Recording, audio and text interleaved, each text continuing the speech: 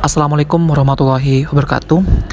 Pada pertemuan kali ini dengan mata kuliah pemasaran jasa akan membahas mengenai bukti fisik dan services cap dengan kelompok saya, yaitu saya sendiri Muhammad Kristomi dan Devi Eleonora dan Sendi Kurniawan. Topik pembahasan pada kali ini ada 4, yaitu bukti fisik, peran strategis services scam.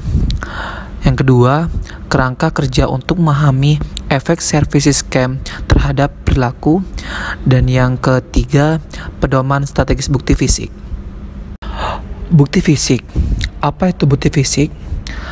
Biasanya pelanggan sering kali mengandalkan isyarat nyata atau bukti fisik untuk mengevaluasi layanan sebelum pembelian dan untuk menilai kepuasan mereka dengan layanan selama dan setelah pengalaman. Hal ini biasanya mencakup semua aspek pada fasilitas fisik organisasi atau skep layanan, serta bentuk komunikasi nyata layanan tersebut. Elemen pelarian layanan fisik yang mengaruh pelanggan mencakupi atribut eksterior seperti halnya papan tanda, parkir, dan laskap. Selanjutnya, bagaimana bukti fisik mempengaruhi pengalaman pelanggan? Bukti fisik, terutama skep layanan, dapat memiliki efek yang sangat besar pada pengalaman pelanggan. Hal ini berlaku baik pengalaman naik subway biasanya atau bermakna secara pribadi, pengalaman pernikahan di tempat tujuan atau ruangan bersalin di rumah sakit.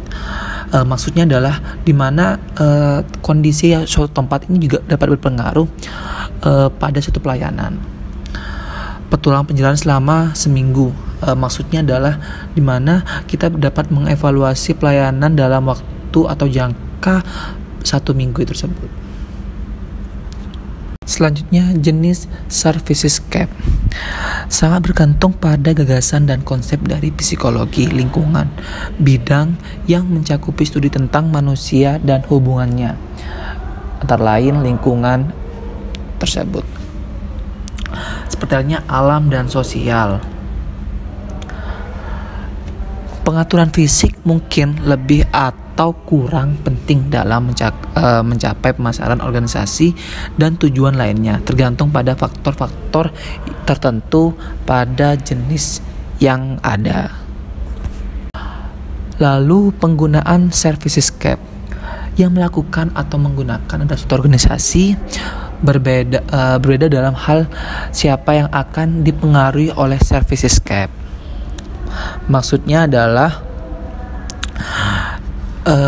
siapa saja atau yang datang ke fasilitas layanan, dan dengan demikian secara potensi dipengaruhi oleh pelanggan, karyawan, atau kedua pihak. Kompleksitas services cap menyerankan faktor layanan yang akan mempengaruhi manajemen services cap, yaitu kompleksitas services cap. Seperti halnya berapa lingkungan layanan sangat sederhana dengan sedikit elemen, sedikit ruang, dan sedikit peralatan. Seperti itu dapat disebut seperti hal yang lain. Kios information, yaitu pusat pembelajaran, dan kios drop office dianggap sebagai lingkungan ramping karena keduanya menyediakan layanan dari satu struktur sederhana. Ya, selanjutnya yaitu perilaku di service skip. Satu studi baru-baru ini mengeksplorasi efek desain ulang service skip dalam konteks industri makanan cepat saji, melihat efek jangka panjang dan jangka pada persepsi pelanggan serta pola pengeluaran dan citra toko. Penelitian menemukan bahwa renovasi secara positif meningkatkan persepsi pelanggan dan citra toko dan jumlah uang yang dihabiskan pelanggan di restoran, terutama dalam jangka pendek. Jadi perilaku service skip sebagai bagian dari konteks suatu industri yang dapat digunakan untuk mengukur tingkat kepuasan dan citra merek terhadap konsumen dan memberikan nilai tambah dalam penjualan jasa maupun produk yang dapat meningkatkan kepuasan konsumen. Selanjutnya yaitu perilaku individu. Psikolog lingkungan menyarankan bahwa individu bereaksi dengan dua bentuk perilaku umum dan berlawanan. Perilaku pendekatan mencakup semua perilaku positif. Servicescape sebenarnya dapat mempengaruhi tingkat keberhasilan yang dialami konsumen dan karyawan dalam menjalankan rencana mereka. Jadi perilaku individu mempunyai dua bentuk yang dapat mempengaruhi dalam penerimaan servicescape, yang bisa mempengaruhi dengan cara psikologi seseorang. Sebagai contoh adalah area yang terlalu ramai pada suatu restoran dengan adanya musik dan keras. Asap rokok yang pekat akan membuat seseorang yang tidak merokok merasa terganggu dan menyebabkan rasa yang tidak nyaman ataupun sakit. Selanjutnya yaitu interaksi sosial.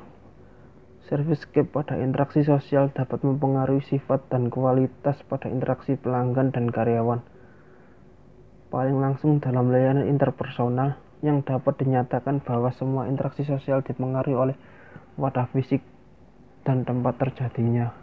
Jadi interaksi sosial adalah hubungan-hubungan sosial yang dinamis yang menyangkut hubungan antara individu dengan individu, dapat mempengaruhi sifat interaksi sosial dalam hal interaksi sosial dan perkembangan peristiwa yang sebenarnya. Selanjutnya yaitu tanggapan internal ke servicescape. Karyawan dan pelanggan menanggapi dimensi lingkungan fisik mereka secara kognitif, emosional, dan psikologis, dan tanggapan itulah yang mempengaruhi perilaku mereka di lingkungan. Jadi sikap para tanggapan internal perusahaan yang menjadi dorongan untuk masukan terhadap tanggapan tersebut untuk dijadikan sebuah kritik agar perusahaan dapat mengevaluasi pelayanan pada konsumen. Seperti contohnya itu JNE atau JNT yang menerima keluhan pelanggan tentang pengiriman pelanggan. Keluhan tersebut ditanggapi oleh customer service sehingga customer service dapat memproses keluhan tersebut. Selanjutnya yaitu lingkungan dan fisiologi. Semua respon fisik ini pada gilirannya dapat secara langsung mempengaruhi apakah orang tetap tinggal dan menikmati lingkungan tertentu.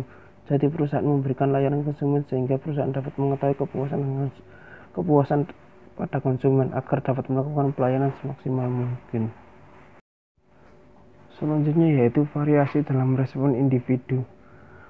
Secara umum orang menanggapi lingkungan dengan cara yang baru saja dijelaskan secara kognitif, emosional, dan psikologi, dan tanggapan mereka mempengaruhi bagaimana mereka berperilaku di lingkungan. Namun tanggapannya tidak akan sama untuk setiap individu. Setiap saat, perbedaan kepribadian serta kondisi sementara seperti suasana hati atau tujuan berada di sana dapat menyebabkan variasi dalam cara orang menanggapi servicescape. Jadi, respon kepuasan pelanggan adalah respon emosional terhadap pengalaman-pengalaman berkaitan dengan produk atau jasa tertentu yang akan dibeli, atau respon emosional yang dipicu oleh proses evaluasi kognitif yang membandingkan persepsi terhadap suatu objek, tindakan, atau kondisi tertentu dengan nilai individu. Selanjutnya yaitu dimensi lingkungan dan servicescape. Dimensi lingkungan dari lingkungan fisik dapat mencakup semua faktor fisik objektif yang dapat dikendalikan oleh perusahaan untuk meningkatkan atau membatasi tindakan karyawan dan pelanggan. Jadi pengaturan lingkungan fisik diciptakan supaya mendukung layanan yang diberikan oleh suatu organisasi, agar pengaturan fisik yang ada di dalam layanan dan sekaligus mempengaruhi persepsi konsumen mengenai kualitas yang dirasakan, tingkat kepuasan, dan perilaku yang berhubungan dengan pembelian.